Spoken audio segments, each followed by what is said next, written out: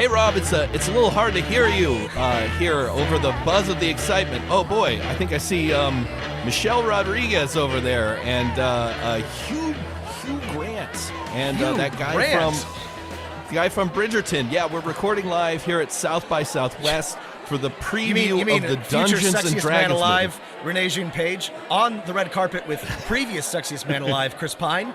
Yes, I know exactly who you're talking about. Yeah, I'm so excited. Wizards of the Coast and Hasbro E1 Productions flew us out here to South by Southwest to see the Dungeons and Dragons movie. Is that right? Is that where we are, Rob? That's right. It's South by Southwest now ish, and we're watching. We're on our advanced screening of Dungeons and Dragons: Honor Among Thieves. It's a very exciting time to be a Rob, Dungeons and Dragons fan. Rob, I'm just getting that. In fact, this is all a mass delusion that both you and I are suffering. We are not in South by Southwest. We are, in fact, just recording our podcast that Wizards does not care about. So we're gonna have to watch a different Dungeons and Dragons movie. 2006's Dungeons and Dragons 2, Wrath of the Dragon God, and we have some special friends to talk about this really shitty moment in Dungeons and Dragons cinematic history. We have two guests. Would you like to introduce yourselves, Sam and Kevin? Yes, I'm Kevin Flanagan. I'm a film studies professor at George Mason University, and I'm delighted that you've had me on. Thank you. You're almost certainly incredibly overqualified to talk about this made for DVD movie. Kevin, you're a specialist in British war cinema, but you also write about video game adaptations and a bunch of other cool stuff. I do have some kind of highbrow questions for us that might help compensate for some of the nastier parts of the movie or some of the more I'm very excited about that. Sam? Hello, Sam here, resident film aficionado. I make films, I watch films. And unfortunately, that's true of this one. There's not enough caffeine. There's not enough caffeine in Portland to keep Rob and I awake watching this film, but we'll do our best. It does have a very narcotic effect, narcotic-like effect, sort of. I was fell asleep watching this film? Yeah. I did. I was going to get into this later, but yeah, it is soporific. It'll make you drowsy.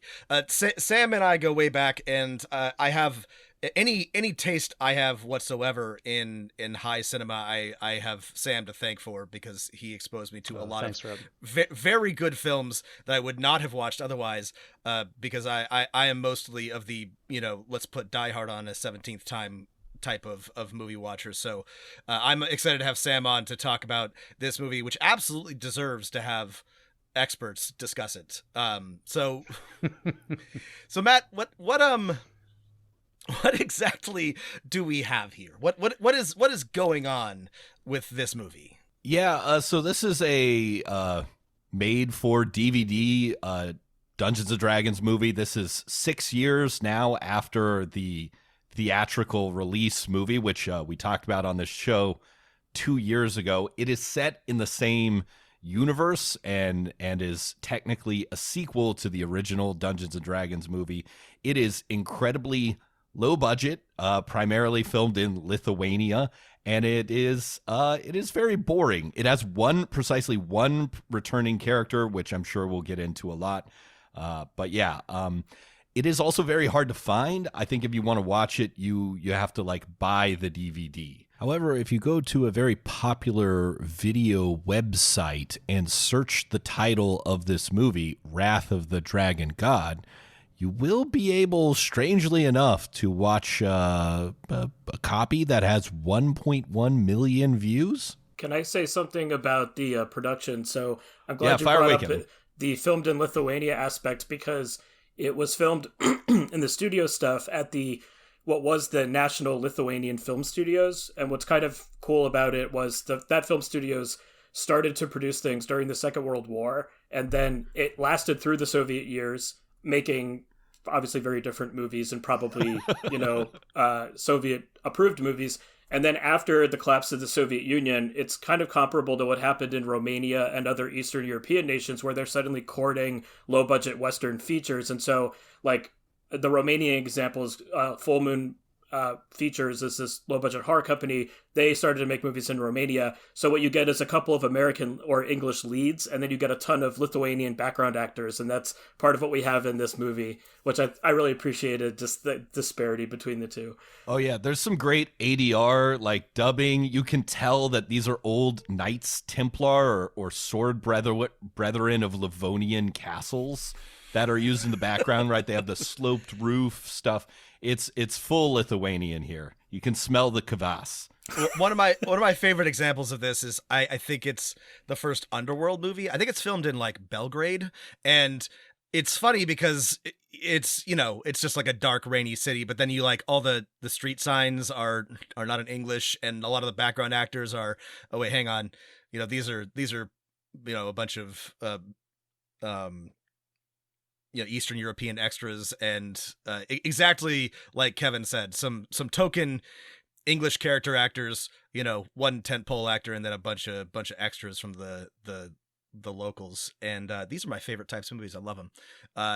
Film more things. Actually, they filmed the most recent Wheel of Time show in or maybe it was also Lithuania. Anyway, this is a time-honored tradition for fantasy and science fiction that does not have the budget to film in California or even It also Georgia. Produces, I have a good example from being a kid. It produces a kind of uncanny effect. So when I first saw Willy Wonka and the Chocolate Factory, which is a West German movie, it's ostensibly set in America or some American equivalent, but all the buildings look different, all the cars look different, all the clothing styles are a bit odd. Like the city center doesn't look like an American city center. So as a child, I it was good for fantasy because it's like, here's the world I know, but it's like slightly askew. Like, and it's a weird kind of like suspension of disbelief thing that sort of oddly like can work. I don't think it works in this movie, but I think it could be made to be in the service of the film. And in Willy Wonka and the Chocolate Factory, I think it does work. I'd like to piggyback on the Willy Wonka and the Chocolate Factory bit, actually, believe it or not, because that film was made for a smaller budget than this film was. And I want to keep in mind that half of the budget for this movie was put toward VFX. And even with half of that money going toward VFX, they created the original Willy Wonka and the Chocolate Factory for less money than they got for the practical effects to shoot this film.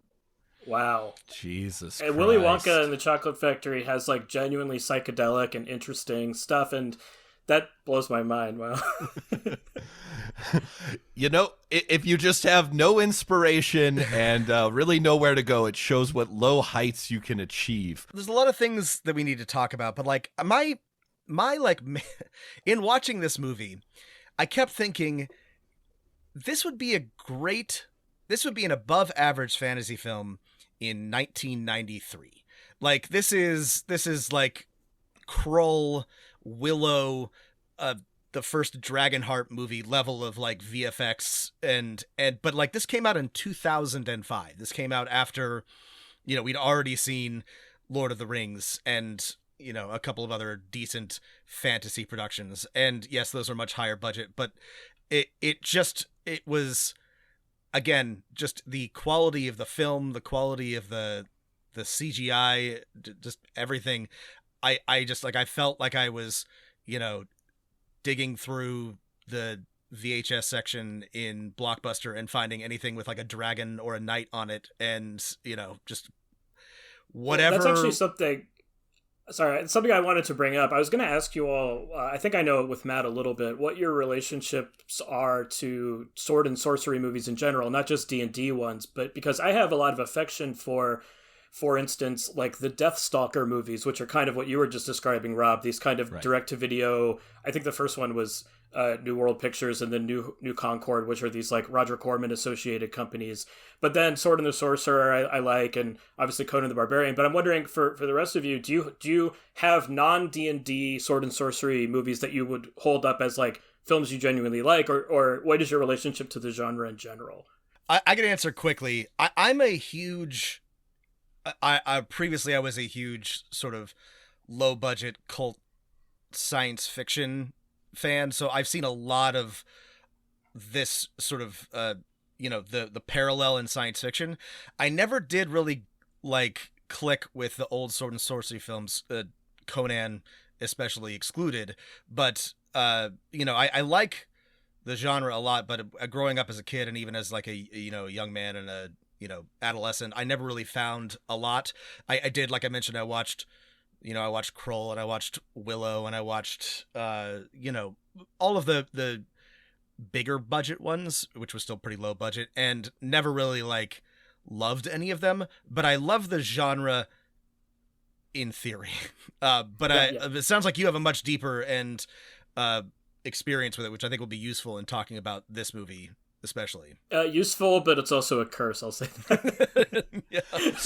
So I was going to save this for later, but since you brought up sword and sorcery, this is the perfect time to tell this story before we get into the plot. So the filmmakers sent Gary Gygax, one of the creators of D&D, but just a few years before he died, an advanced screening of the film and set up an advanced screening of the movie at his house in Wisconsin.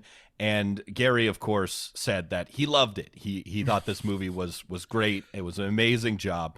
But Gary had some really peculiar film tastes. I think we can all agree, I would add on to what Kevin and Rob said, like sword and sorcery films. We love the original Conan the Barbarian films. You know who did not like Conan the Barbarian?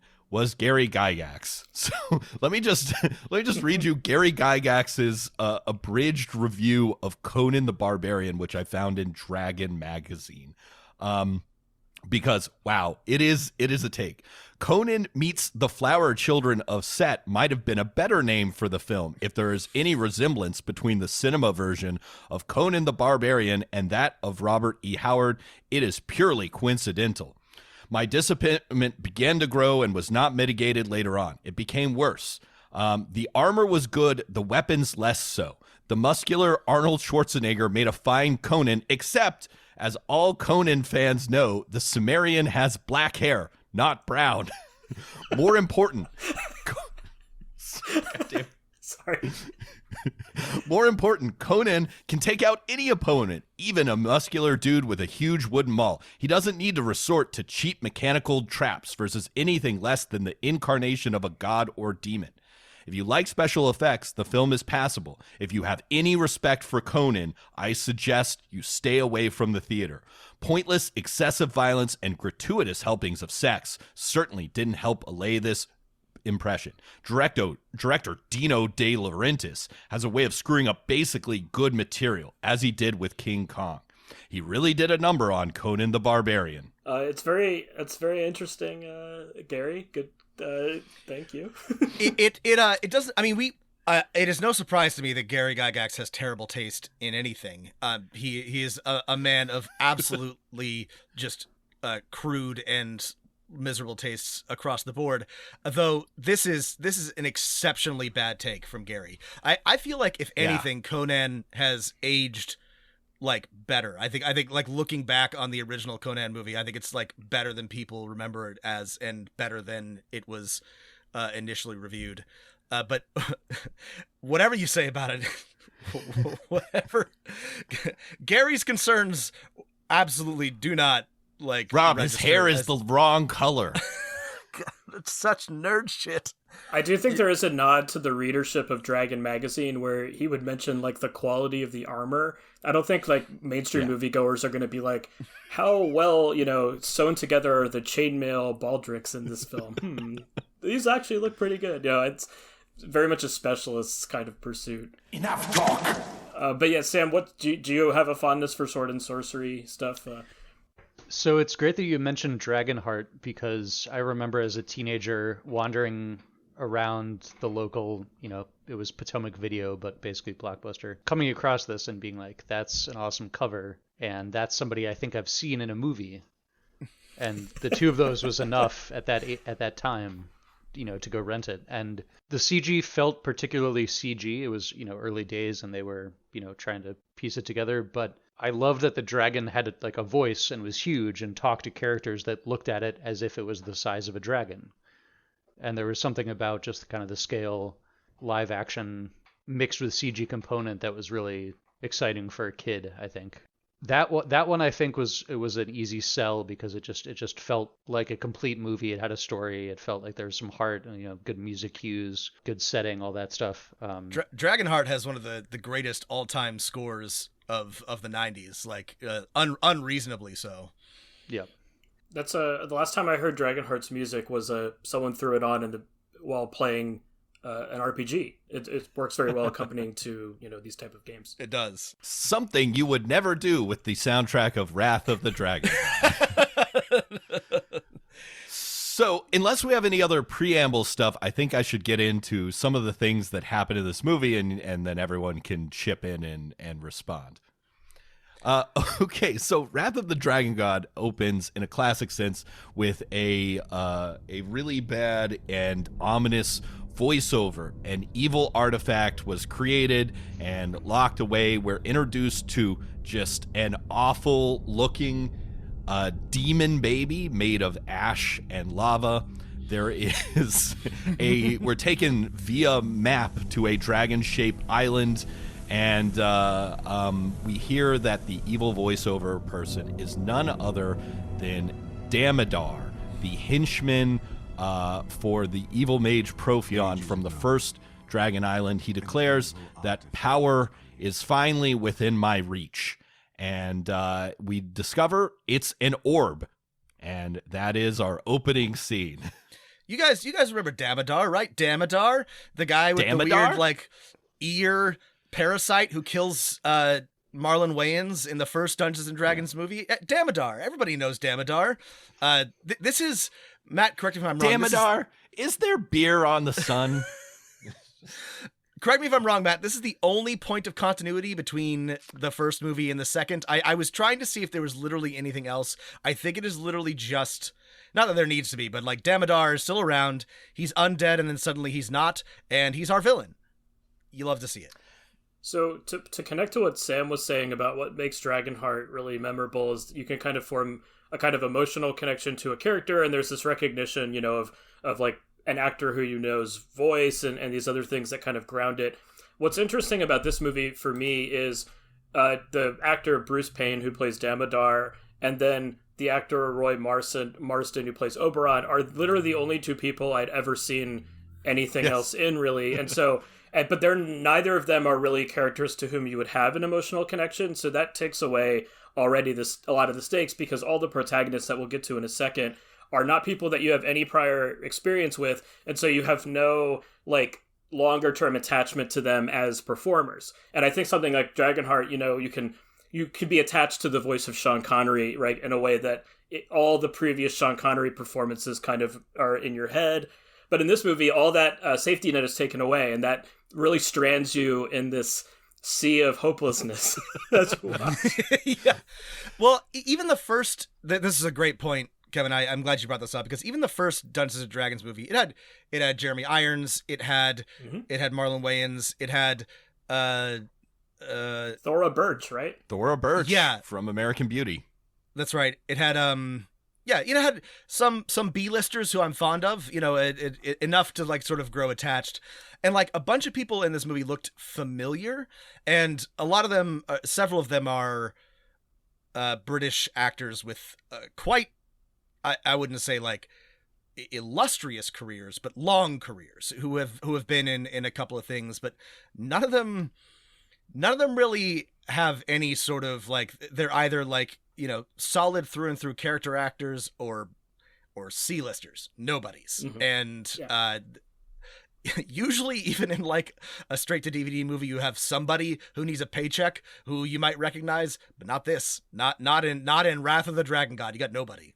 In the opening credits, there are two wonderful things I want to point out besides just the horrible CGI magma baby, which is that Magman? You see Matt Magman, which reminded me of the baby from Ally McBeal for some reason in a really perverse way. It's the same wireframe. It's just same, covered in lava. It's literally no. It literally is the dancing baby. It is the dancing baby from like 1999 internet, except somebody has replaced the skin with like lava mesh. Like that. That's it's really the first thing you see too, yes. And you're just like, oh god, super confusing. one thing in the random background, you see some maps and some numbers. I paused the movie. Oh, the character sheet, yeah. Yeah, and the character sheet, it says some character half-orc, sheets. And the half-orc has the following stats, which I know our listeners will appreciate. Strength 16, Intelligence 4, Charisma 7, Dexterity 16, Constitution 8, HP 16, AC 9. Guys, if someone's rolling up with this character, with this stats at your table, what are you telling that player? You're in for a rough couple of sessions. It better have a backup character. Yeah. How are you a barbarian with 8 Constitution? That's very unfortunate dice rolls. I'm pretty sure your AC starts at 10, and for a barbarian to somehow get to 9 with a dexterity of 16, you're somehow taking a -4 from something else. You can't hit you if you can't catch you. My point I wanted to make, I actually think that as kind of weird as that choice is, that's like a kind of half-hearted attempt at doing something that I wanted to bring up. So overall, this movie is really odd to me because it's very earnest and like straight. It's like very straight fantasy in a way that I think is kind of hard for audiences to deal with, because I think that one tradition of D&D representation in film and TV is to have there be some kind of frame story where there's like real world people who then become players. So the Dungeons and Dragons animated series has that explicitly baked into it, right? And that helps people buy into the concept of a fantasy realm of whatever, right? This movie, its gameness is kind of two things. It's the character sheet at the beginning, which is weird and kind of off-putting, and then it's the specific references to D&D stuff that we'll talk about later. And so many references. And those are odd because neither of those things are really necessarily like capturing the essence of the gameness of D&D, right? And so later on, maybe at the end we can reflect on it, but I'm really fascinated in like, okay, well, what's the right formula here? Do you have to have some kind of ironic distance from the material? You know, I know the new movie's coming out and it's starting to get pretty good reviews, where there seems to be a little bit more of this like game sensitivity baked into the narrative. And I don't know, but in this case, it struck me as such an odd, half-hearted, like, hey, this is a game, but also don't look at this because this is a weird image thing. So I don't know if I'm sounding crazy, but I think there has to be. It makes so much sense. I also made a note of that because one of the weird things about the first movie is that it barely has any references to D&D at all. It's just like a very generic fantasy movie, which is fine, but like I always get annoyed when they like slap a branding on something and then don't have any lore. I'm just like, they did that with the the Dungeon Siege movie, In the Name of the King, with what's his face in it, Uwe Boll's movie, right? yes Uwe Boll. Yeah, we love him. What's he doing these days? I bet none of you would fight him in a boxing match. Oh no, I would not. Yeah, he's a scary man. Anyway, the point is, it was weird in the first movie because they had like one scene with like a beholder floating around in the background, and they were obviously like the orbs of dragonkind. But if you didn't know that those were D&D things, you could easily forget that it was a D&D movie. And so I started taking notes of like when they made D&D references, and ultimately, I don't really know which I like better. It annoyed me in the first movie. The random references in this one also annoyed me. I agree with you, Kevin. Like, you either need to like sort of like lean in to the gaminess of it, or you need to sort of like lampshade it somehow. But whatever, this halfway thing, it was weird. It was definitely like very art. I noticed also in like the opening crawl there were a bunch of like place names. I noticed Yenogu and a couple of other like, you know, D&D proper nouns. I'm like, well, at least they got somebody who played the game. I don't know. That's something. Oh, just real quickly, it had the flavor of a half thought through homebrew campaign where you're kind of taking some stuff from the official books, but you're basically crafting it around like your own bizarre like names and stuff. And so you're like, okay, this is the world in which my stuff takes place, but also in this world is the expedition to the Barrier Peaks. Like that's like a thing in my world also, or right. And I feel like sympathetic to that because as somebody who DMs, you're constantly kind of cobbling together a world, right? But at the same time, as a choice to have in a feature film that's scripted where you could kind of take the time to think this stuff out, it feels weird. That's actually a great way to put. I wrote this down. At one point, one of the characters says, "Oh, we know each other from when we went to the Ghost Tower of Inverness." And I'm like, Inverness? Like at that moment, I was like the module. Well, that's a module Q2. Right. Sorry, the one that's a module, and two. I'm like, this is like. Were you just like thinking of this like literally in the moment? You were like made a note, like I don't know. Here's my list of modules. Yeah. Ghost Tower of Inverness. So I found on Board Game Geek, of all places, a write-up about this movie that says that the writers Brian Rudnick and Robert Kimmel stated in an interview that they only had the rights to produce a sequel set in the same world as the 2000 movie. Otherwise, they would have considered other settings, most notably The Forgotten Realms. So I'm wondering at what point during the writing process and producing process were they basically told you have to keep something from the previous movie to make it a sequel. You can't change too much, and you can't use these cool characters or items or settings that some of the D&D people have been accustomed to. And perhaps it was kind of that start, stop that ends up kind of producing what we see in front of us. Well, what we see in front of us is after our voiceover, we're introduced to our hero, Lord Beric.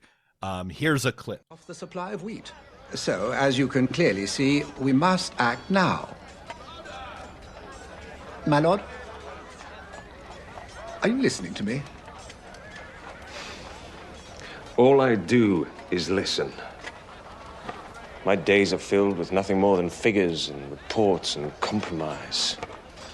I'm growing as soft as the velvet cushions upon my chair.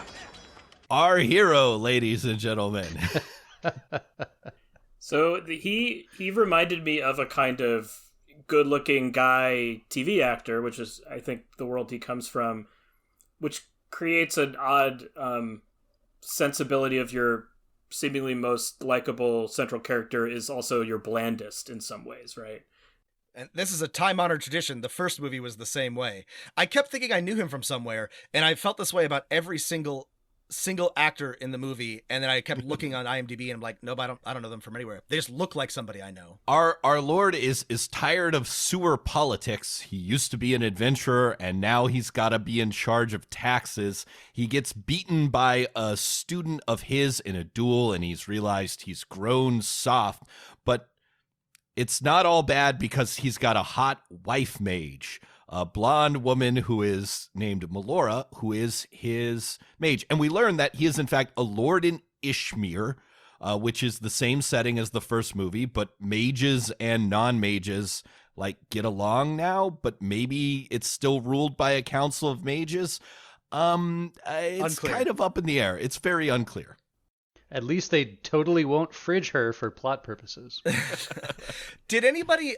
this is such a weird complaint. I found Melora's accent insanely distracting. She's got a very specific British accent. Matt, I don't know if you can play a little bit of her dialogue. We can add it in later.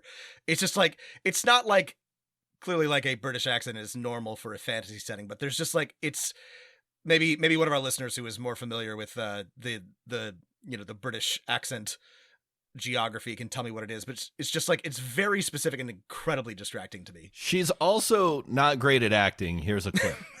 Whatever. Certainly nobody in Ishmir can do it, which is why, if I'm successful, a position on the Council of Mages is guaranteed. Well, don't let me stand between you and greatness. Lord Beric is a wife guy. He is very supportive of his wife. He is trying to help his wife succeed. She lets us know that no one in Ishmir can do divine magic, and she royally fucks up a mending spell, casting it like I cook, constantly looking over at the recipe, and lights a pair of gloves on fire. And this is one of the things we were talking about. She cast mending, which is a Dungeons & Dragons spell. She does it by saying magic words and doing some very specific hand gestures, which happens throughout the film. The funny thing is mending, they got so much right about what mending does and what it would look like on film to cast it. But it's also mending isn't a divine spell or an exclusively divine spell. And then also we learn later there's a whole temple of priests of Ubid High.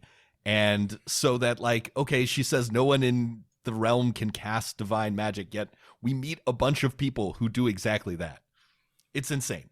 To tie to something Sam just mentioned, it is very bizarre as the narrative was getting set up that we will eventually get to the point where there is a party of adventurers formed that has a mage, but his wife, who is a mage, is not the mage who goes on the adventure. No. She rather gets put into the B plot of research and development back at home, trying to crack the code and that kind of thing that eventually swings back and pays off.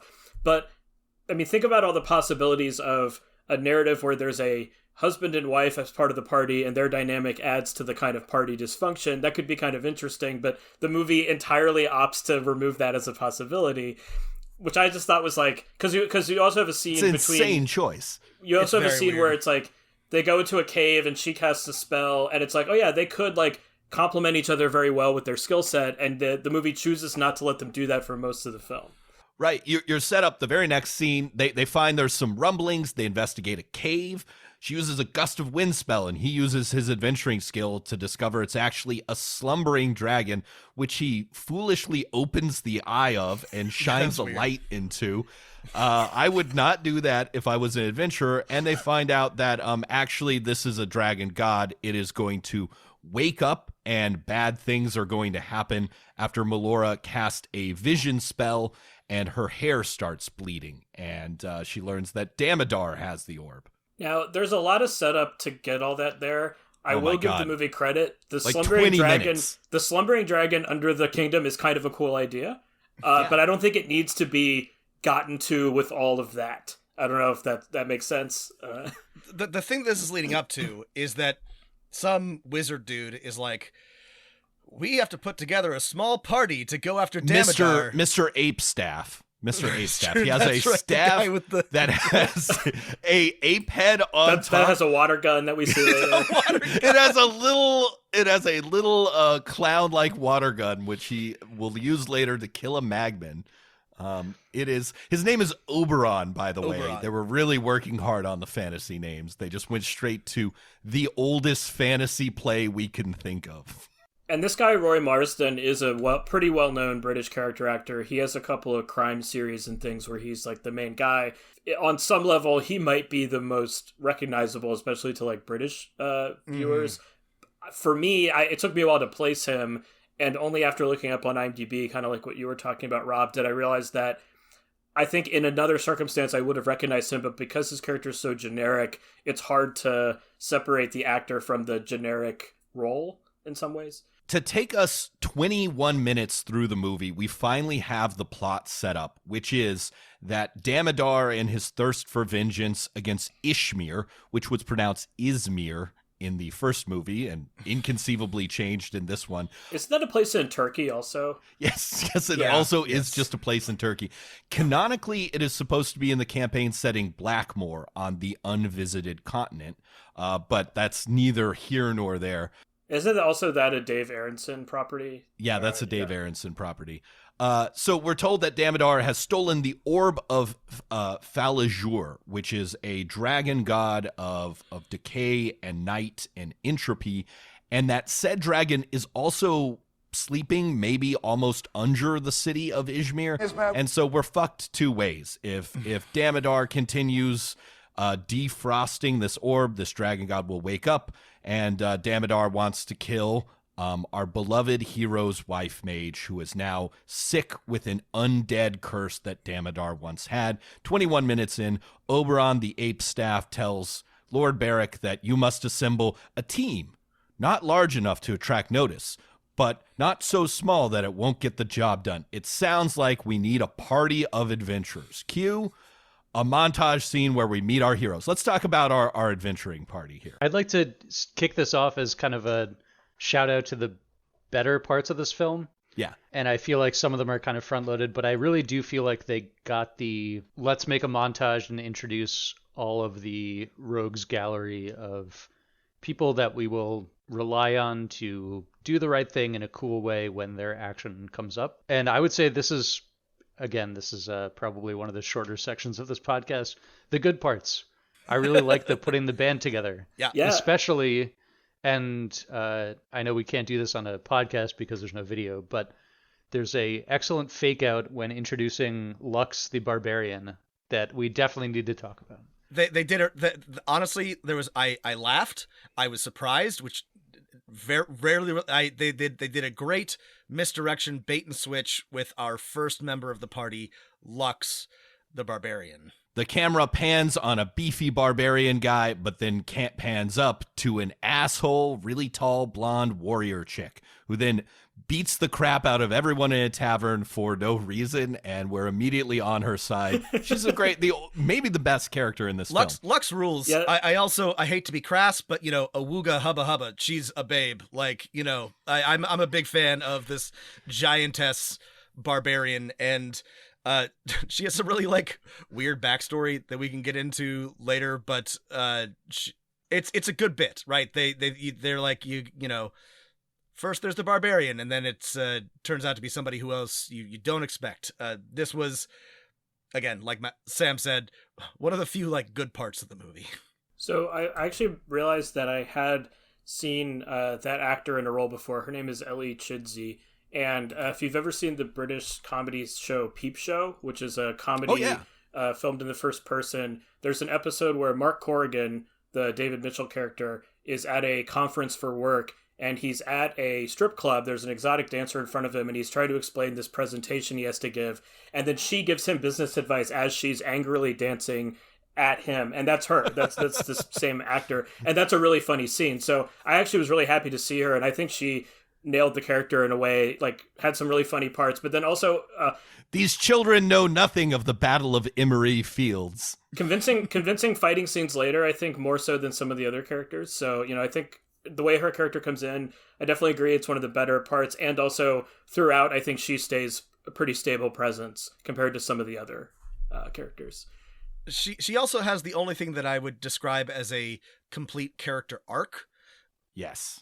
And again, the bar is low, but this is one of the stronger characters in the movie. Next, we're introduced to Dorian, the cleric of Obed High. And his is a very flat character, but his introduction was the only joke that made me actually laugh out loud. Here it is.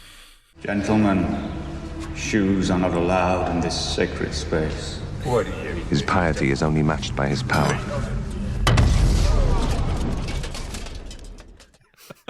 It's good slapstick. Some guards come in, he knocks them down like bowling pins for wearing shoes in a temple of Obed High. I gotta say, he has the most insane hair. His hair is like, oh my God. I don't really. Can I don't want to describe it for our listeners, because it's very unlikely they'll so not. It's kind of bald but flat and bowly. I don't know. He has a partial tonsure, but it's not a full. It's not all the way around. It's deeply confusing.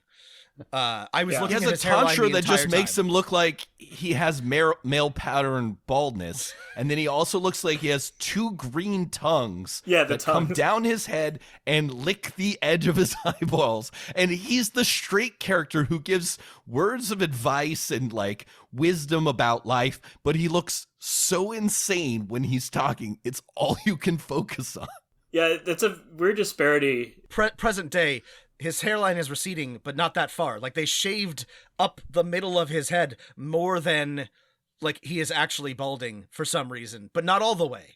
I don't know. Sorry, Kevin, you were saying. I was just going to say there's the disparity between his role in the film, which is, as Matt said, this very kind of all the characters, the most kind of sensitive and cares the most for kind of our protagonist hero character, and also as we'll get to quickly, has the least to do and kind of dies surprisingly quickly in a way that I didn't really see coming, and thought, okay, well, if don't get attached. I do want to make one point about.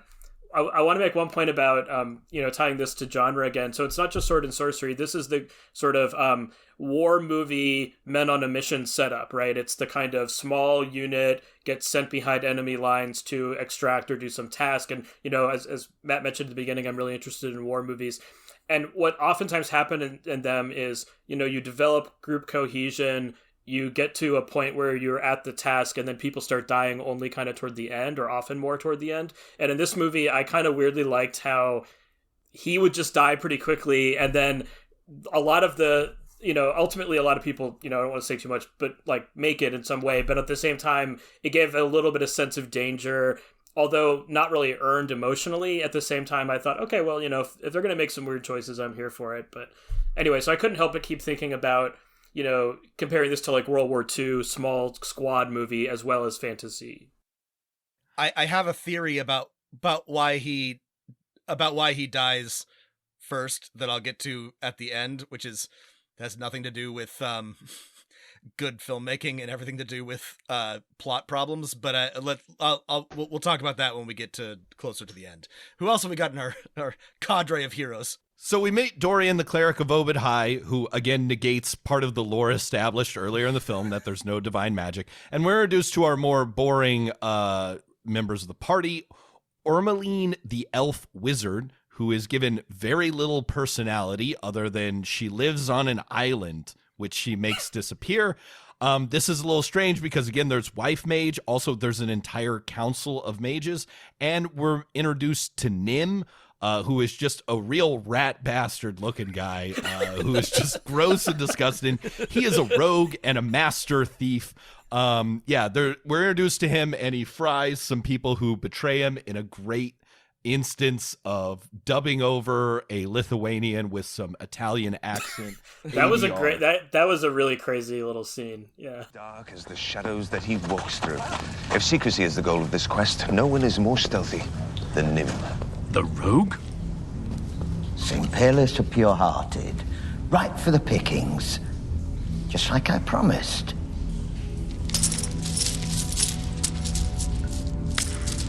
There's your share. Now beat it. Are you trying to cheat me? I'm not trying, Runt. I'm doing it. Nim then goes on to let those two assholes set off a trap and get immolated. So compared to, Rob, your point about Melora's unplaceable British accent, I do like the choice. Nim is a kind of East End Dickensian sort of street urchin guy with like a really sinister kind of, sensibility, and he sort of is coded as more like opportunistically working class and kind of like dodgy. And I kind of like that because, again, as compared to like generic British high fantasy person, which is very boring, this at least gives some like implied backstory, I guess.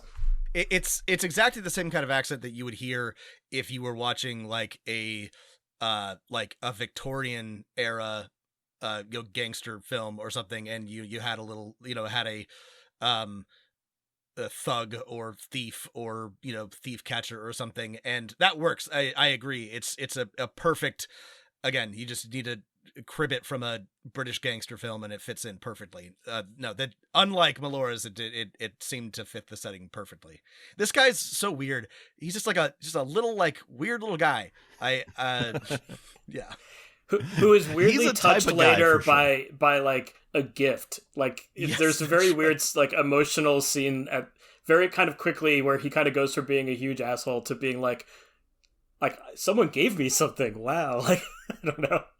So our plot moves haltingly forward now that we've assembled our team of rivals, and it's divided into an A plot and a B plot. Our party of fighter, barbarian, wizard, cleric, and rogue have to go get the orb and maybe kill Damodar, while the wizards, led by wife mage, have to figure out how to seal it away again using magic. And things happen in maybe a little more rapid pace. Damodar gets a drow blood enema, possibly through his butt. Spinal tap, Matt. It's very gross. We're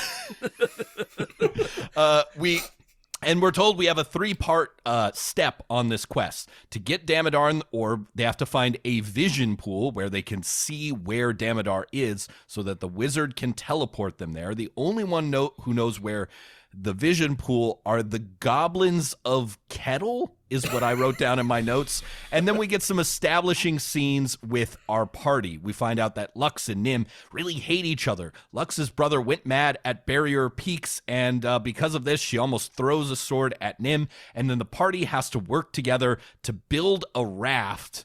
And then they're attacked by an evil lich and an army of weird ghosts. So this brings up something that I was really comparing it to other sword and sorcery movies. So typically you would have the party prove itself in a low stakes battle early together and then escalate to the level of like a lich as an enemy. It's crazy. That weird. Never happens. That never happens. They don't fight some goblins. I was like, oh, Right. they're going to go fight some goblins, I guess. Yeah. No. A fuck lich, that. a There's lich tricks them, and yeah, so that's really weird. But then the other weird thing about it that actually kind of got me on the movie's side a little bit was I appreciated that this isn't an origin story of a ragtag group who has to learn how to be competent. Rather, they're all supposedly competent, and you can kind of just see them do high-level tasks.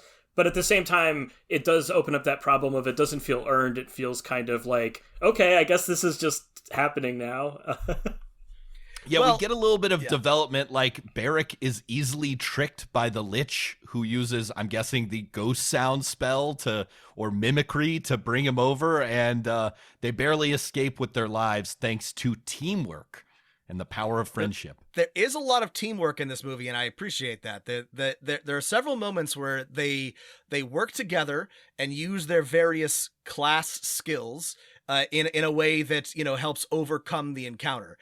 Again, not like dramatically, but it actually is. There's some kind of like nice moments where each member of the party provides their own element that and together they're able to overcome an enemy or a trap or something like that. But running into a lich right out of a gate is just bad luck. Just real rough. Yeah, roll they of the roll dice. badly on the random encounter table. Rob, this makes me think that actually Lord Haircut, our hero, Lord Beric, is in fact not a fighter at all. He is a warlord, because he is constantly helping them coordinate their teamwork while being an okay melee fighter. Sorry, I have this a is your dumb prestige question. class you made, right? Yes, that's right. Warlord, That's right. Yeah. That's one of ours. So I don't know if I missed something. Beric's sword glows several times. Like, does he just have a magic sword? Did I miss like conversation about this, or is Nope, it just it's like... never brought up? Okay, He good, just that makes has me feel a magic sword. He's a high level adventurer. I would suggest not looking too closely at the sword, because if you're expecting the same sword in the beginning of the movie as you get at the end of the movie, you're going to be sorely disappointed. Lux and Beric both have swords, and I'm pretty sure they switch like maybe multiple times throughout the movie, because I think Sam is correct. The prop master is not paying a lot of attention to continuity. That's just good item management. Yeah. Maybe they have some communal system of resource allocation that we don't see off screen, where they pool all their stuff every morning and then they all take what they need. Eventually, we find out that for real, that wife mage, Beric's wife, is really dying, and so that if we need any other reason other than the destruction of the world to complete this plot, it's because my wife will die. And then we find that the Lich and Damodar have teamed up, and we get the one joke in the film where their goblin henchman exclaims, "Forces of evil hear the call of the orb. They wait to pick the rotting dead carcass of Ishmael. Good times." Good times. Yeah, that's right. It's a very weird alliance between them. It's very, I don't really know how to describe it. Like, and especially the way it ends is baffling to me. I mean, We'll get to it later, but it actually added a layer of confusion because, I didn't really see how their plans aligned, other than like we are evil and kind of committed to doing bad things to these people. But I don't know if there's something I'm missing. I don't know. Nope. I think you saw everything. There's not a lot of, basically everyone in this film is who they are on the surface. There's not a lot of misdirects, but after this Lich and Damodar team up, we get our first real encounter of the party that's not running away. They find the Goblins of Kettle's village, and it is completely deserted. The goblins are gone, and they do some kind of classic explorer room. The Barrick asks the wizard to cast a detect magic spell. They do so. They find the thing they're looking for. They find a secret door. The rogue pulls some people away. Otherwise, they almost get hit by a trap.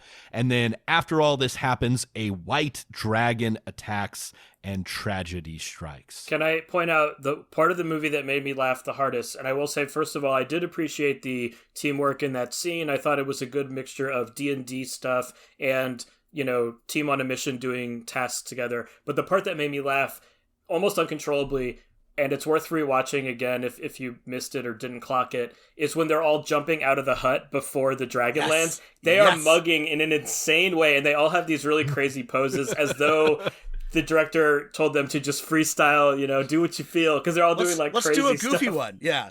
It really is. Both the stunt guys are doing their very best somersaults, and the actors are all just jumping out of the hut as the white dragon comes in is just honestly some of the most animated anybody has been in the entire film. It's very funny. We should point bizarre. up every other scene where people are talking. No one is moving. No one is even walking.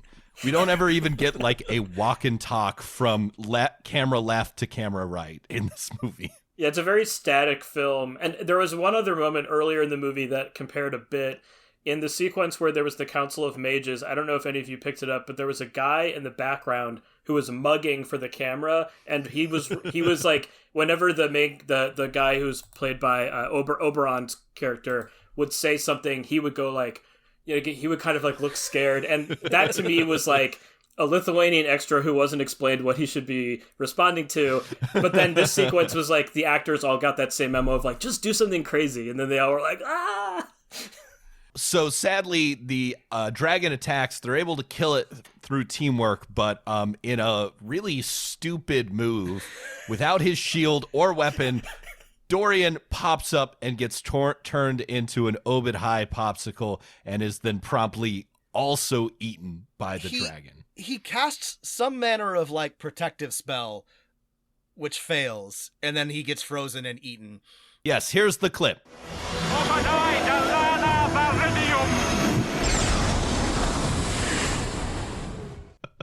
Which is too bad. You think maybe he's going to be okay? Yeah. No, he's not. Those contested spell save DCs, they're going to get you every time. He had a big hammer, but no, he's just dead. They do a cool bit. The barbarian stabs it through the tail, and then the rogue throws an acid vial at it, and then the wizard casts lightning bolt, and it's pretty cool. Honestly, it's it looks bad because the visuals are bad, but it's a neat bit. This is my second great part of the movie, which is that it feels like player characters are taking turns in 6-second increments doing the thing that their characters asked of in the situation to save the day. That is very much feels D&D. It's okay, yeah, it does feel like. And I think maybe this movie needs to be the companion for how a D&D campaign might look like as an instructional movie within the game. Yeah. So it's like a work, you get hired at a fast food job and this is the video you watch. Yeah, exactly. This is not entertainment. This is so you want to DM a game. What would it look like? And this is the section where it's combat, 6 seconds, action, movement, pass it on to the next character. To your point about him being a warlord, this is really where Barrick is, the coach. He is essentially sequencing the moves that lead to the success, and it's where one of the first times you see his actual competence too, as a leader type character rather than as a kind of dupe or a guy who gets kind of misreads the situation, which he does several times before. So yeah, I agree with Sam. I thought it was a pretty good sequence, overall. More stuff happens with the B plot. Melora burns a book. Basically, we go back to the B plot all the time. Melora, our wife mage, is always coming up with a new way to solve the puzzle, and everyone else is doubting her as she gets just more and more disgusting makeup on, looking like this she's is the most bewildering. Never part of the used movie lotion. It's to very me. Strange. I guess it would have been too short without the B plot, but nothing in the B plot made sense to me. I actually didn't hate Melora despite her very distracting accent, but I didn't care about any of the other stuff, and I was having trouble following anything that was going on. She summons another magma baby, another dancing magma baby, lights a bunch of stuff on fire. I don't know. The B plot, this whole thing, the movie suffers immensely from it, in my opinion. They could have used Lux and Nim as the B plot, which they kind of tease a little bit with, like, oh, there's some character growth. There's some, we hate each other, but now we're learning to. No, there's no romance. There's no Merry and Pippin. This is just. Right.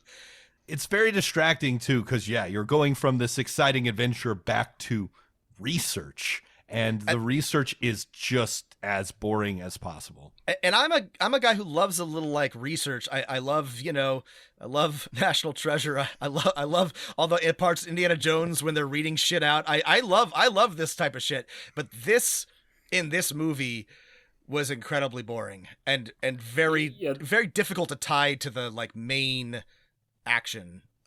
It doesn't make sense because a lot of the times they can read the books, the ancient texts they're looking at, and sometimes they can't. Like, it's, there's basically a 4 elements thing. There's about 20 times in the movie where they're like, earth, water, air, and fire. Those are the 4 elements. And it's just like, oh God.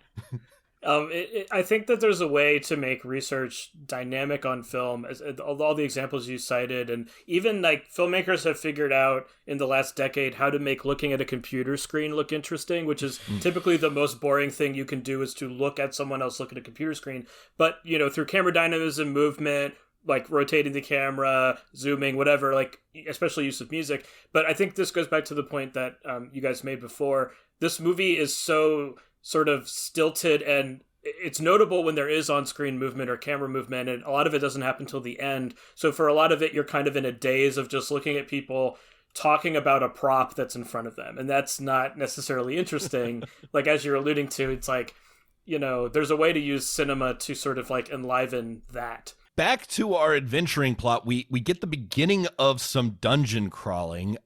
Using a gem of true seeing, Nim is able to find what appears to be an empty field, the location of the entrance to this place where they can see where they're trying to go. There's a puzzle to make it under the secret door. It's very jarring because the puzzle is written out in English text in like a sans serif font. You mean it really doesn't look fantasy? It doesn't look fancy at all. And the bit, it's very funny. It's like, but in the original Latin, Merrick's is spelled with a K. It's really is. They have to spell the name Jubilix after name checking the shrine of Koatoa. Remember the Shrine of Koatoa, D2 by Gary Gygax.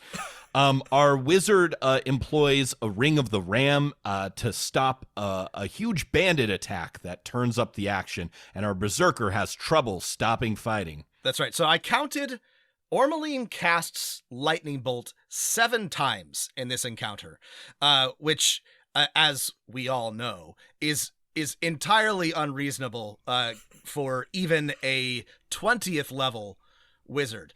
Though it did occur to me she could have a staff. She has a staff, I think. I think she has a staff of Lightning Bolt and a Ring of the Ram. So I was starting to use this to try to figure out like what level Ormeline probably is. I think we have a little hint later, but she exhausts her staff of Lightning Bolts trying to fend off this bandit horde which came out of nowhere. We already have seen the Lich summon horrible ghosts. I'm not sure why we've downgraded to bandits, but whatever. Hey, people in Lithuania need jobs. to the point you made, Rob, about the later reveal that maybe tells us more about her like level. I do like the detail. I won't reveal the whole thing, but she says the phrase like, I've only prepared. And I love the idea that she prepared all of this insane stuff for this particular mission that she had no clue about. I mean, obviously you have to make guesses as a wizard to like what to prepare for the day. But the idea that she was like, yes, I will prepare 13 lightning bolts. Like somehow that will be the thing I might need, It's very, I don't know. We flash back to even a D plot now as we see the younger guard trainee who beat Lord Barrick in a duel show back up. He has not been on screen for 59 minutes. And then we get to watch Oberon, our ape staff mage, take a bath while his poor abused servant is murdered in the background. It's very disturbing. I did not want to watch an old man take the Spinal Tap and the bath scene. It's like, yeah, these are sort of bizarre sequences of repose to show. There are moments in this movie where it takes a turn for the truly gruesome, like, you know, much more than like a PG or PG-13 rating would suggest. It's not like, again, the effects are not quite good enough to really be truly like horrifying, but there are elements of it that like are quite just visually dark in terms of like, you know, people being brutally murdered or gruesome things happening to them on screen, limbs being cut off and whatnot. It's weird. It's tonally a little off, but again, because the effects are so bad, it doesn't really, whatever effect they were going for, if they were going for anything at all, is kind of lost. The players head into the dungeon, or the characters, sorry, and they have to fight like 6 really bad CGI dark mantles, which, if you remember your monster manual, they're kind of like cloakers or piercers combined, while the rogue picks a lock and they can make it through. They're then presented with like a puzzle room that requires opening a mirror and stepping on the right squares. Visually, it kind of works. The wizard has to summon a glass figure or maybe a familiar to help them out, and they eventually find the pool. This was one of my, again, the small number of like good things in this movie. I liked this scene a lot. One, it's actually a pretty funny joke. Ormeline brings out this little like white dove statue and says, "This is Ona. She's been my very best friend since childhood. She'll help us find the way." And then Ona turns into a dove. The dove flies into this room and gets zapped by a lightning bolt. It's you know, the acting is so bad, like she almost doesn't sell the joke, but it's still a funny joke. Like, it's, you know, poor right. Ona gets got by this lightning bolt. It's, you know, it's a real bag that says "Dead dove, do not open." And it actually might be made better by the fact that we know so little about that character that it's almost like it's like the movie's insincere attempt at being like, I have a backstory, I have a past life, you know? Yeah.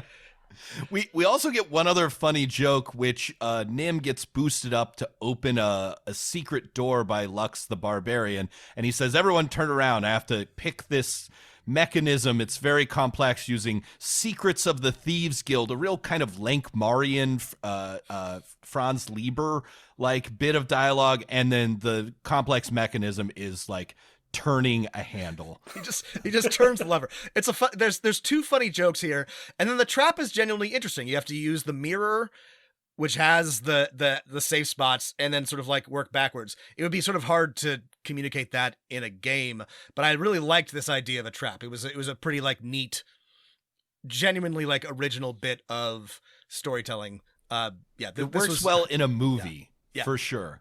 It is kind of bad that sometimes when you can see the mirror and the trap, that they don't line up. But, you know, it's not an expensive movie. They couldn't go back and with CGI to go back to the gameness of this movie. I think it's one of the better translation of a game mechanic, or even like how in D&D you realize that you have to do kind of ad hoc weird crap sometimes to like get through something, and sometimes it's logic puzzles and sometimes it's like the party acts like chickens to trick such and such, you know, it's like just weird, like goofy D&D stuff. And I was appreciative that they managed to get some of that, because again, if my main critique of the movie is that it's like too earnest, sequences like that do a little bit to push it in the other direction, I think. Yeah, there's so much earnestness of like the Dungeons and Dragons, from the spells being accurately depicted with hand gestures and somatic components to, in this scene, Lord Barrick says, "We have to go single file. This will be our marching order." To we're told so many times the rules of teleporting, which are basically the same as in most editions of Dungeons and Dragons. You have to be familiar with the place. There's a chance of mishap. You can teleport into a brick wall. and that the wizard, and this is what we were alluding to earlier, has only prepared 2 spells of teleport. So when the players go through the trap, Nim, our lovable rogue, gets fried, and we could teleport him to safety back to the healers, but we've only prepared 2 teleport spells, so we'll just have to take him with us. This is what I was alluding to earlier. I think they realized that if Dorian was still with the party, that the tension that they were trying to set up wouldn't make sense anymore, because Nim gets hurt, and then they go through some kind of magical portal. No. They use the vision tool to find where the orb is, and then And Ormeline the wizard teleports the party there, including the unconscious Nim. Ormeline gets stuck in the wall, and our heroes are trapped in an easily dodgeable bone cage. So Ormeline. So we get to this point. So Ormeline her arm is in a wall. Real bad luck on that D100 teleport table, and Nim is hurt. His feet are fried. And if Dorian were there, then he could just cast a healing spell, and we'd be on our way. This is actually, I think, like it is sort of like a genuine problem with Dungeons and Dragons in sort of trying to create tension and dealing with injury. It sort of like removes a potential point of conflict or anything that like heightens stakes. But that's, that's a problem with the game. But yeah, then Matt says then they're in the room with Damodar, which, I don't know. Here's our first clip of villain hero dialogue, if you want me to play it. It's great. Play it. Ishmir's heroes in the flesh. And this is the best you can do.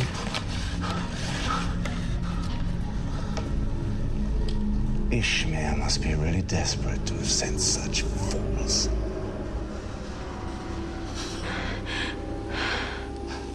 I was tempted to keep you alive so you could witness the destruction of your beloved city. Unfortunately, I have never been able to control my urges, even as a dead man. Ah, yes, the classic urges of a death man. Help the others. You cannot win.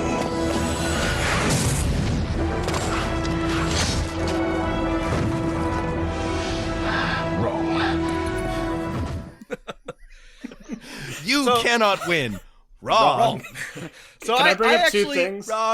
Wrong. Oh, just 2 things real quickly. So one is, as far as when Matt outlined the quest, all the stuff that was in the first phase takes a really long time to happen, and then this phase of the quest happens very fast. I think it's worth noting that that's maybe a good thing, because the movie's been going on for a while, but like this stage of like actually capturing the orb is like, it seems like it was over before it began. My second took them point, much longer to build the raft. Again, it did, yeah. and the various impediments that they kind of encountered in that stage. But my other point I wanted to make was, it's been bugging me the whole time. The villain, as played by Bruce Payne, Damodar, reminds me of the villain from Bill and Ted's Bogus Journey, played by Joss Ackland. I don't know if you remember that. His name is Demulios, and he's kind of got the same bald head, and he's kind of got all this black gear on, and he has this kind of like weird, like cybernetic kind of corrupted body aspect to him. And I just thought that was a very incongruous point of reference, but then once I saw it, I kept thinking about Bill and Ted's Bogus Journey. And I know that probably doesn't help our conversation at all, but that's just where I kept going.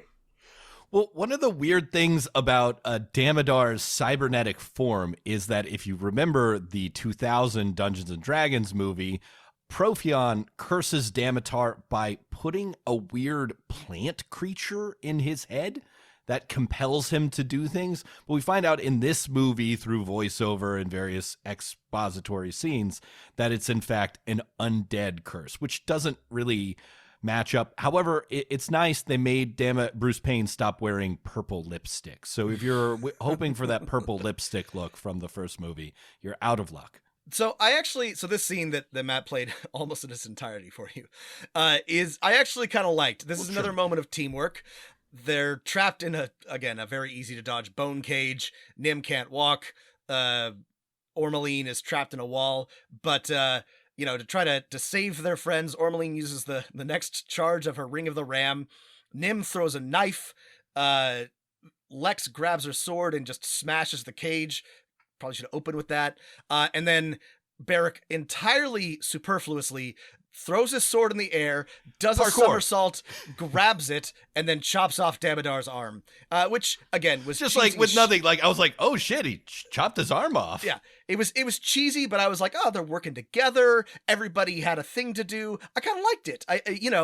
If it had been in a different movie and it had been a little less cheesy, I probably would have even genuinely gotten excited about it. So this was, again, add this to the list of small good moments in good party moment. Party moment.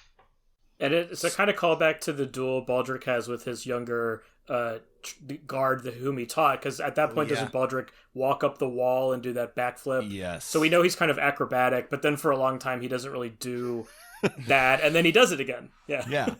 It's very exciting. And you would think at this point the heroes get the orb. Ormeline is able to teleport them back in a horrifying scene where Barrick has to chop off her arm mid-teleport because it's stuck in a wall. We are thankfully kind of fades to black at that moment. And our downed heroes are deposited with the healers of Obid High. And you would think the movie would be over because the heroes have the orb and the mages can, do their ritual on it. But no, we've got 26 minutes yet, and we're treated to. So our listeners have been hearing about orbs. Here's, I think, our favorite orb line coming up from our friend Damodar. Find my orb. There we go. There's the line of the film. Siri, find my orb. Find my orb. Where did I park my orb? So here's the final plot summary of what happens next. Meanwhile, back in Ishmir or Izmir, a bunch of mages are getting fragged because it turns out that the Lich has replaced Oberon, has been posing for him. The dragon god of the title, Falazur, the night dragon, returns, bust out of a mountain, and just begins wrecking hell.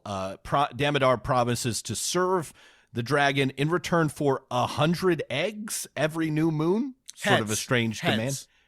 Oh, 100 heads. Oh gosh, that makes so much more sense. Yeah, heads. Thank God. I was so confused. With inflation, eggs are worth more than heads, right? Thanks, Biden. So we finally get some wrath. We see a small Lithuanian historical village being destroyed many times over. This scene goes on a lot. There's a lot of shots of this very bad CGI dragon, and a lot of Lithuanian extras. Last 10 minutes. Flying through the air, getting dropped, blown up, burned. It's excessive.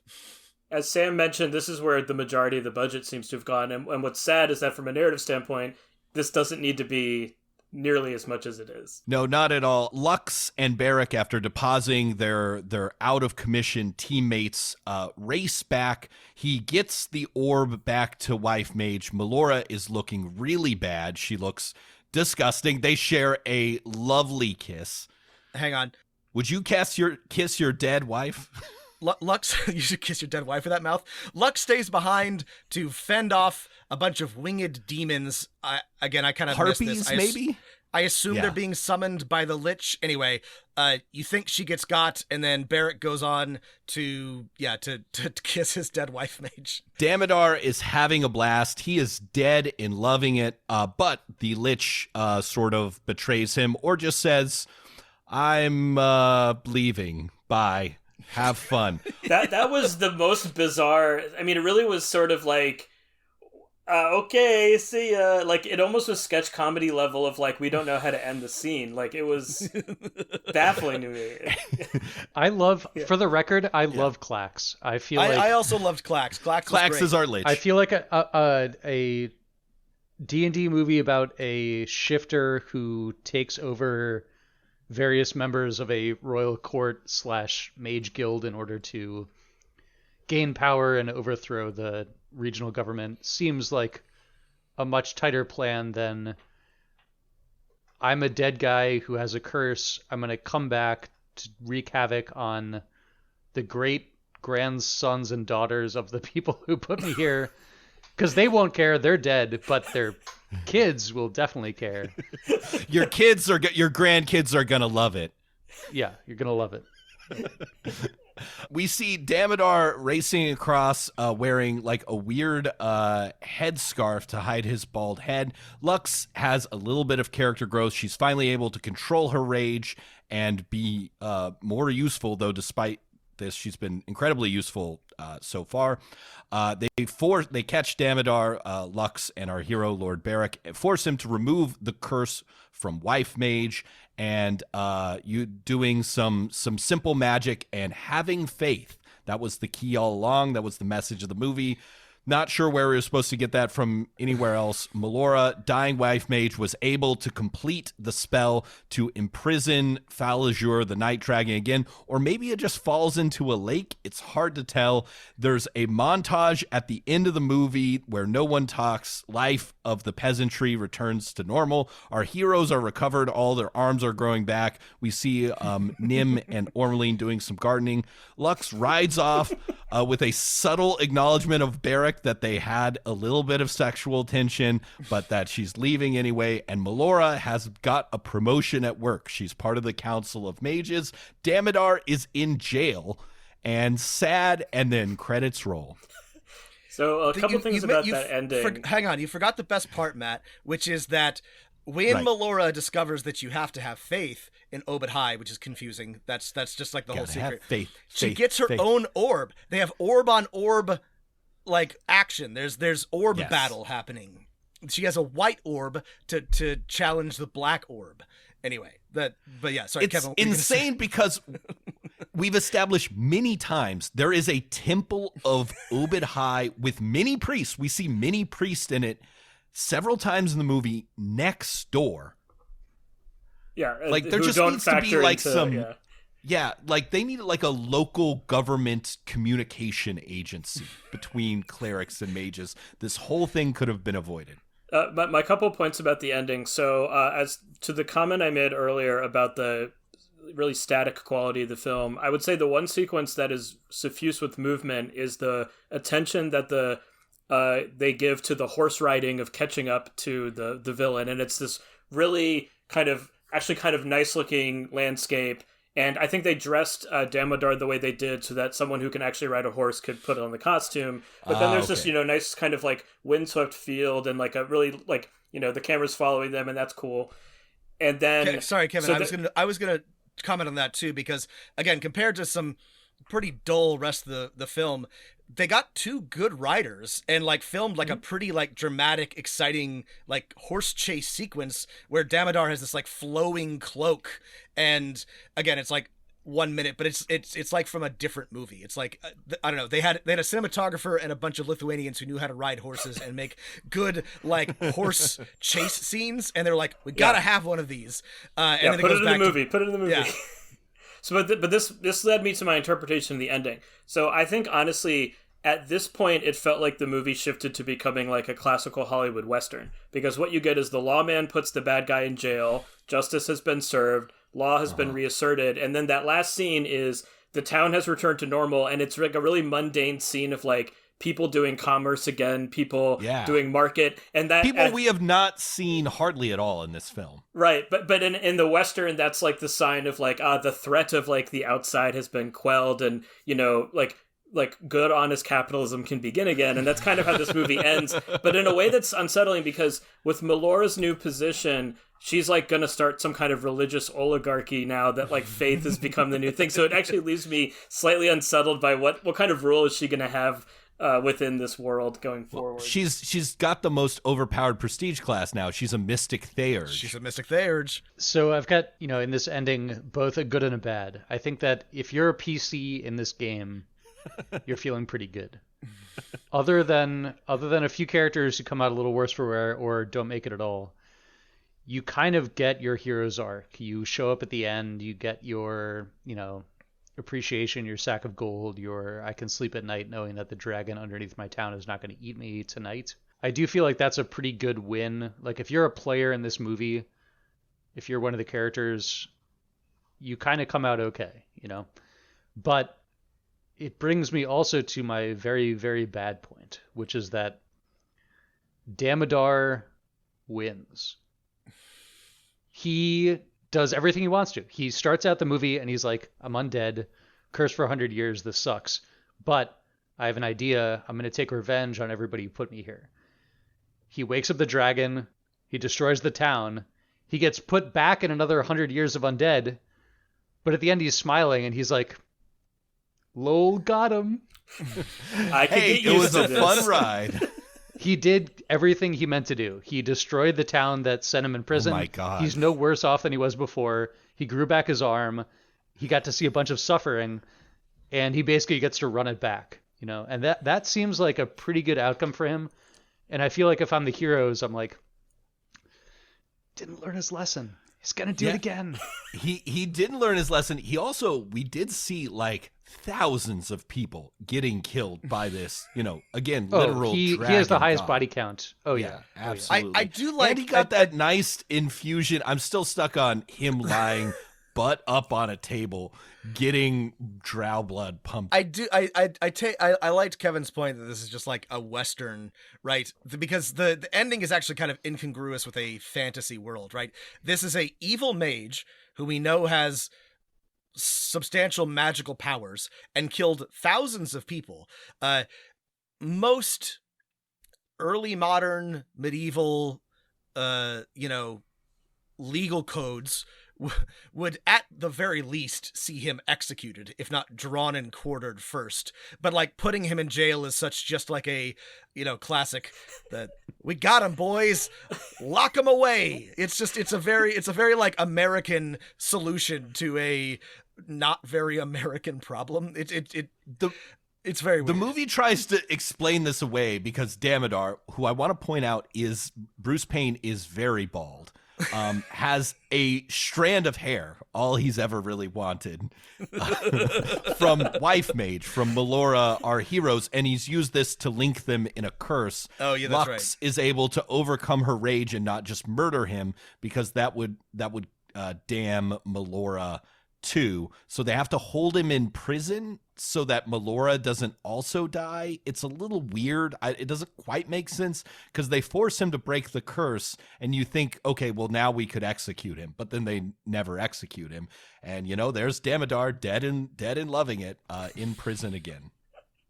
So Kevin, I would love to hear some of your highfalutin thoughts on cinema and Wrath of the Dragon God, now that we have covered the plot such that it is, because how many bags of popcorn would you give?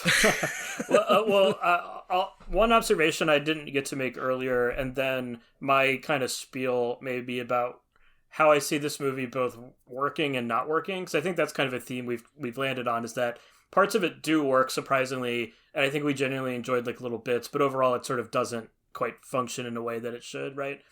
One point I wanted to bring up was, it's worth mentioning, I don't think we have said this yet, the director is this guy called Jerry Lively, and Jerry Lively's mainly a cinematographer. And if you look at his cinematography credits, he's actually lensed some really interesting movies, especially horror movies. In particular, Waxwork and Waxwork 2 are very good, low-budget 80s horror movies. I think Anthony Hickok's the director. And then his most famous credit is something I'm sure most of you have seen, Friday, the Ice Cube, Chris Tucker movie. And he then started to direct, but he never quite kind of had as mainstream of a movie, I don't think, after Friday. So I bring that up because you would expect a cinematographer to like want to shoot a movie interestingly. And what's curious about this film is that most of it is not interestingly shot. So it makes me wonder if he was constrained by budget, or if it was just a matter of like learning to direct kind of a movie of this size on the job and kind of reining in your ambitions. I don't really know much about him other than, again, usually when a cinematographer becomes a director, you expect more visual dynamism. That's point one. My overall reading of this is I wanted to tie it to Dungeons & Dragons adaptations in general. So if you think about how people become familiar with D&D as a brand and then role-playing as a hobby, I would argue that a lot of people encounter adaptations in film and TV prior to the game, right? So just giving you a quick anecdote about myself, in the early 90s, I probably saw Forgotten Realms novels by TSR and read them prior to actually playing D&D, right? So there's this way in which... That's incredibly common, yeah. Yeah, so like a lot of our introductions to these things are other media.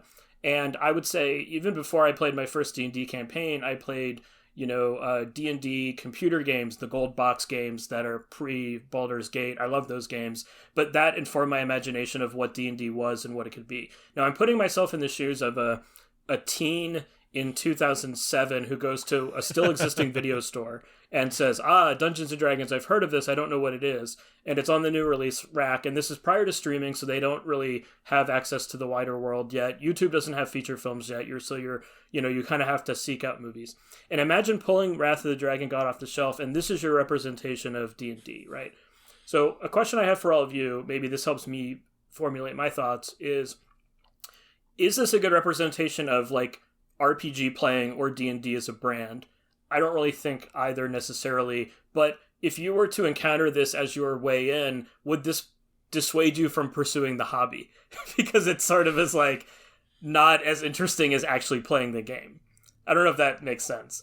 Yeah, I think that's a good way to frame this movie. It's hard because the movie is just genuinely so bad and so boring for parts of it. It's hard to get excited about role-playing games, but I think the big thing that it misses is that like your characters are the stars of the show and are interesting, and all of our main character is boring, and his motivation is that he's bored, and all the other characters get so little screen time or development of our party members, that we never really get to know them. And so, yeah, it doesn't really do a good job of selling the feeling of role-playing games, even though when they cast spells, unlike in the first movie where they just grab magic sand and throw it at something, they actually do the D&D rules. They have a verbal and somatic component. It doesn't matter at the end of the day because the characters really suck. So I have a really, I guess, spicy take about this. And this is not intentional at all. But like the difference between, to answer your question directly, Kevin, the difference between Wrath of the Dragon God and, I don't know, let's say Conan is a good example of like a role-playing game movie that might inspire you to go and like have an adventure. It's like the difference between like a Le Carré movie and like a James Bond film, because this depicts what an actual play session is like. You're not really coherent. Your backstories aren't filled out. Your DM keeps going on and on about his lore and like taking you back. And Salazar, and thousands of years, the Thuvian civilization, which we didn't even talk about in this. They talk about this for like 20 minutes in the movie. Your fighter rolls a 1 on his like will save, and then has to like acts like an idiot in front of the Lich, and you spend an hour building a raft even though you can just cast a spell. So like in that way, this is like kind of like an actual session of D&D, but like the most like the like least dressed up, like the most like barest unsexy version of it. In that way, it does sort of like accurately depict a D&D session. Oh my god! Do you want that? No. Would this make anyone want to play D&D? No. Like it's, but I think that, and this is again almost certainly not intentional, but I did find it funny as I was watching it, how it did sort of like, in some ways, mirror the like clown shoes nature of like actually playing Dungeons and Dragons with a group at times, especially in all the ways that things go wrong, in ways that are supposed to create tension in the movie, but just like look kind of dumb and silly, which is what happens. My cleric steps in front of a dragon and gets killed instantly. Okay, well, I'm going to go home now. What do I do? That's right. My cleric tries to do something cool. He rolls a 1. The dragon rolls maximum damage on his breath weapon. Well, fine. I'm out. I'll see you guys next time, I guess, with a different character. Fuck off. So I have some thoughts on the cinematography, and I want to say this as somebody who has worked on productions large and small. Believe it or not, I'm going to give a shout out to our cinematographer, Igor Meglich. I hope I'm pronouncing that right. Igor, look me up if I'm butchering your name, because I'm positive you're listening to this podcast.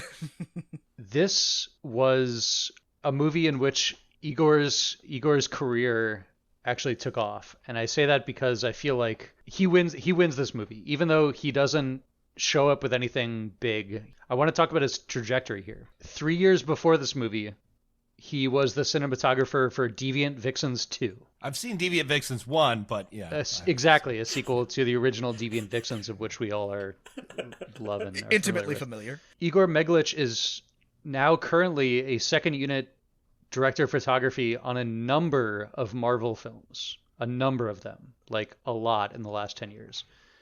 So I'm not sure exactly what was going on with this production, but I feel like if somebody, took the film and said, okay, who are the winners here, who are the losers here? I think winners, you would probably say the D&D correspondent who has to look up the rules and figure out if people are taking their turn economy and actions well, and that they have their spells prepared for the day, and they've got their ranges and their verbal and somatic components.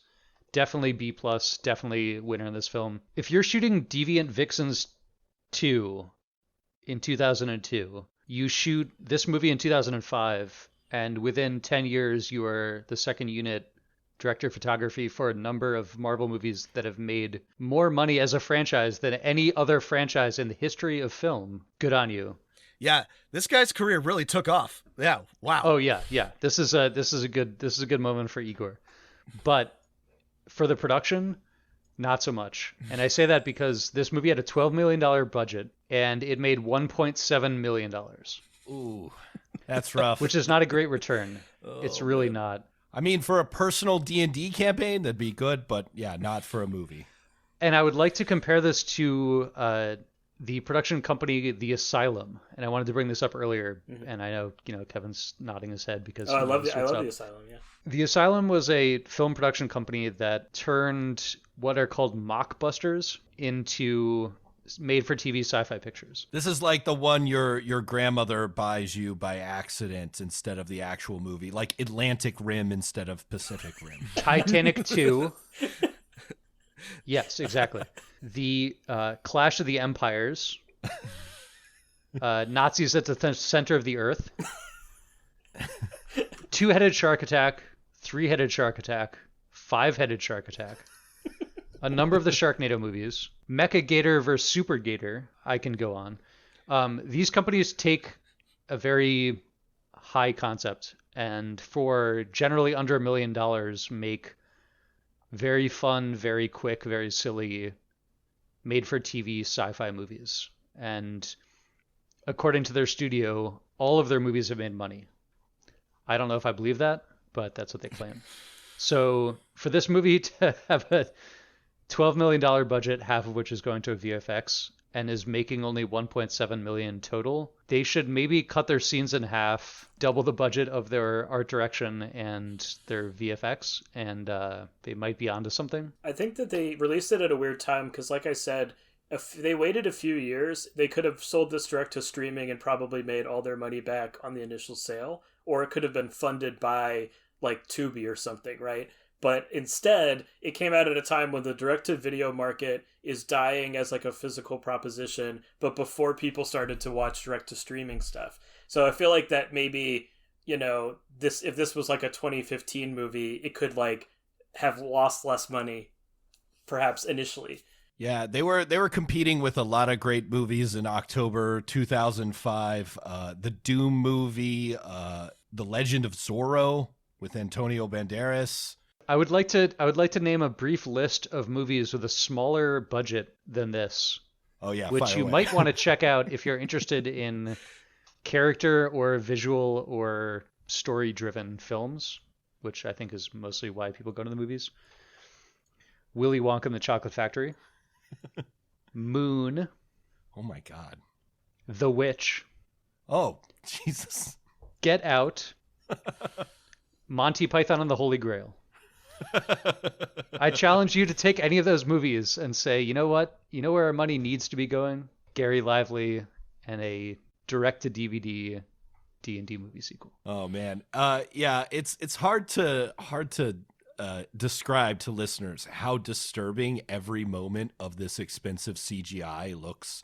When the dark mantles plop on the ground and their jiggly jello like heads wiggle back and forth in a way that you can tell is repeated, just rotated along the like z-axis in a different way.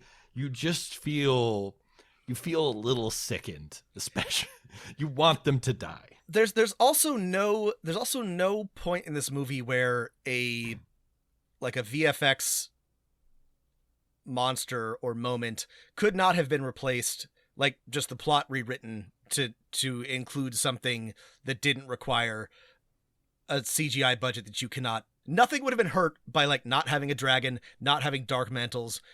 You could have just done the whole last sequence with the dragon god with just like a shadow, flying over the town repeatedly. It could have been a scary cloud. It like would have nothing, been better, like it would not have hurt the movie at all, and you could have spent that money on literally anything else. The main villain, if you're a low budget filmmaker, if you want to make a D&D film, the main villain is an invisible stalker, and you never have to actually show the main villain, and you can characters just grabbing their throat. Yep. And you don't even do green screen and like any kind of special effects. You just have the actors all respond to nothing, and then you've got your movie. I think this movie would have done better, or would be well served for a wide shot or an extreme wide shot, something that gives us a sense of place. And we've seen this in films like in Lord of the Rings, when the Balrog is falling through the sky and it cuts way back and it's just the tiny figure falling through darkness covered in flame. That's cool. That CG shot cost the exact same amount as a dragon who's been blasted out of the air by another orb falling through a lake which has magically appeared below them for dramatic effect. We don't need much. Give us some setting. Show us the village before it's burned to the ground. Show us the goblins when they're like happening, when they're doing stuff. Well, folks, I had a great time with Lord Beric, Ormeline, Nim, Lux, and the other guy, and I hope you did too. Does anyone have any final thoughts? Maybe I thought we could end on, if you're a dungeon master, should you see this movie? Is it worth seeing as a bad movie? Will it be better or worse than the Dungeons and Dragons movie starring Chris Pine coming out? So I have two things to say. I have one thing that may be controversial and one thing that won't be. So the not controversial thing is don't see this movie. It's hard to find. You would have to buy a DVD of it. I guess you could pirate it, Yarhar, fiddle-dee-dee if you wanted to, but don't waste your time. There are a lot of bad movies that are worth seeing. This is not one of them. The second thing I'm going to say is that I think that this is better than the first D&D movie. It might actually be. It's a low bar, but I think this is actually a better movie. I think it's more fun. I think the production values are worse, but I think that it's got better acting. It's more interesting, and as bad as it is, it's got a little bit of charm. And the first one had zero. So that's my spicy take. I think the case against it is something we've mentioned a few times, that it's got this, as you mentioned, sophoric, narcotic-like effect. It really is a drowsy movie. It's and the color palette doesn't help for much of it, and just the sort of sheen of CGI shimmer and the drabness. All that stuff is probably a signal for a lot of people that this is not going to be like as much of a romp as you might expect. And however, just when things get rompy, let's cut back to research. Yes. Yeah. And so when you want to cut to something dynamic, it's people reading books and talking about them, or failing to read books. Now, I will say it's an interesting failure to me. And I think if you're a student of the genre, like if you're like me and you kind of, I will watch any sword and sorcery movie. It doesn't have to be D&D branded. It doesn't have to be in the upper echelons of kind of Conan the Barbarian. I'll even watch, direct-to-video stuff that I buy at Dollar Tree still that I know is filmed just in a field in someone's backyard. I'm interested in it, And you get that genre kind of periodically has moments of greatness. Lord of the Rings films, obviously, or even stuff like Valhalla Rising and stuff that's even more sword and sandal and ancient world adjacent. But that genre, I think, is an interesting one. There's a lot of room to play around with stuff. When you add the D&D IP to it, when you add the role-playing game stuff, I'm kind of on Rob's side. I think that this is almost a good D&D instructional flow of play video in parts of it, in certain sequences. However, that doesn't necessarily translate to riveting filmmaking otherwise. So to watch it from the perspective of, does this represent D&D?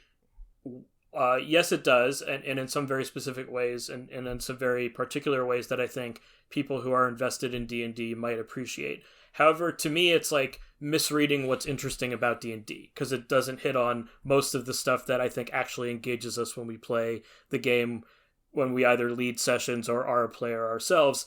All the serendipitous stuff, all the interactive stuff, all the kind of ad hoc stuff you lose in the context of a thing like this. And I think it's possible for films to actively adapt D&D properties in an interesting way. And I think, adapting to video games and card games and other stuff serves D&D well, and novels and movies potentially too.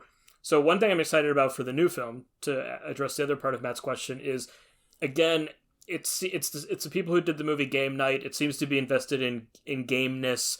I'm sure that aspects of the sense of humor will leave me cold. That usually that kind of self-reflexivity I can take or leave. However, I do think that there will be a good balance of some of the elements that we see trying to be worked out in this film which ultimately fall flat. So I'm kind of in the middle. I guess I'll leave that. My take is sort of take it or leave it. It is what it is. It may not be for you. It may be for some people. I think if I were to look at this movie as, is this successful? Is this, entertaining? It really missed a lot of the big moments of, D&D as a campaign, as a player.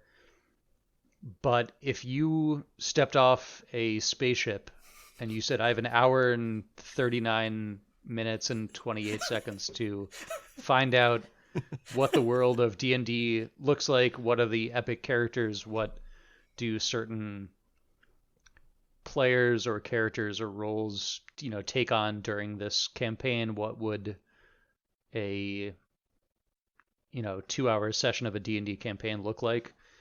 It hits a lot of those notes. We get the party together, everybody has their specific skills. When we have a certain moment to shine, we turn toward that character and they get the chance to step up to the plate.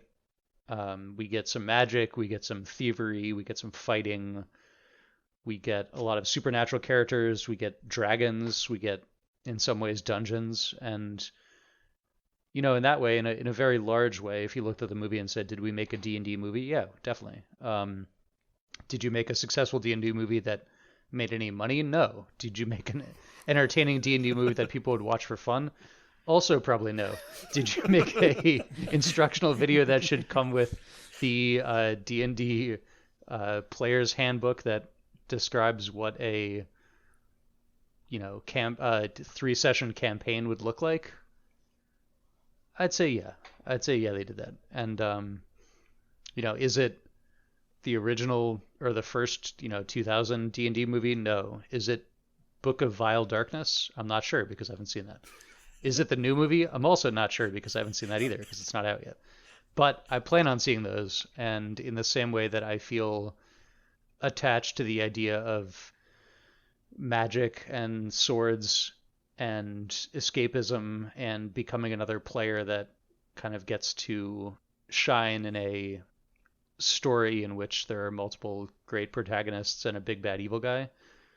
Yeah, this is fine. Personally, I've also got to see Book of Vile Darkness before I can see Honor Among Thieves, because I don't want to miss anything in our continuing story. Like, you got to have continuity. Made that mistake with The Mandalorian and was very confused. So, who knows? In maybe a couple years, maybe I'll get around to Honor Among Thieves.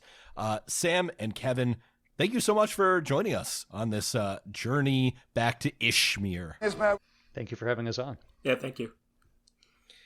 This was great. We really appreciate you talking cinema with us and using your valuable time on this movie that we all enjoyed together. Thanks to you listeners for tuning in. We'll be back with in a few weeks to talk about the new movie, probably. And, well, we'll see what we have to say then. Thank you all for listening. Stay healthy, stay safe, and keep rolling them dice.